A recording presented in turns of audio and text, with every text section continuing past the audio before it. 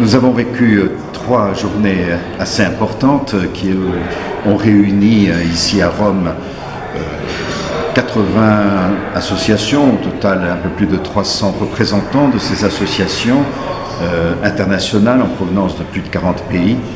Et nous avons travaillé sur les lineamenta du prochain synode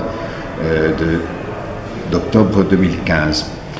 Ce qui a été très frappant au cours de ces journées, c'est le sérieux avec lequel les associations ont voulu approfondir chacune des questions posées, les 3 parties essentielles, et chacune après a pu travailler, après des interventions générales du matin, par plusieurs réunions selon les différentes langues, française, italienne, anglaise, espagnole. Et par conséquent, nous avons eu des séances de travail extrêmement fécondes. Vous savez que quand les représentants de 25 ou 30 associations se réunissent et travaillent sur un thème précis, une question précise, alors évidemment, il y a une confrontation, des échanges d'expériences, mais aussi une réflexion pour voir comment contribuer à la richesse du débat du prochain synode. Et donc c'est un petit peu ce qui a été vécu. À la fin de ces journées,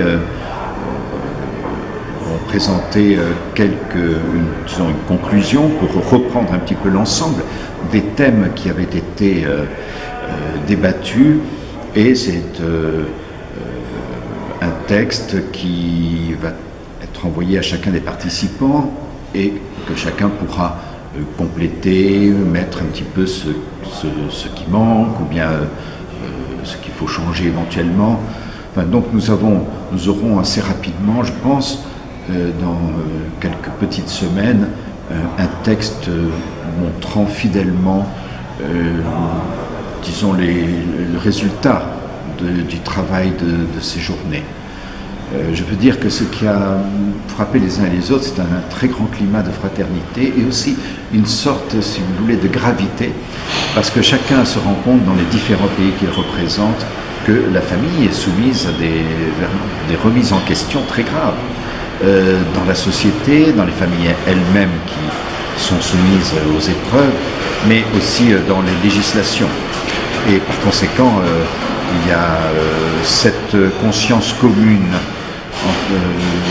d'une situation vraiment grave. Nous sommes dans une époque importante où il ne s'agit pas de verser dans le pessimisme, mais où il faut pouvoir affronter les différentes problématiques qui se posent à la famille aujourd'hui dans le monde, dans les différents pays, et pour pouvoir donner des éléments de réponse, donner des témoignages, de montrer combien une famille heureuse et équilibrée correspond à ce à quoi aspirent finalement dans le profond de leur cœur les hommes et les femmes qui désirent faire un foyer, c'est-à-dire construire une famille, avoir des enfants et vivre un amour solide pour toute leur existence.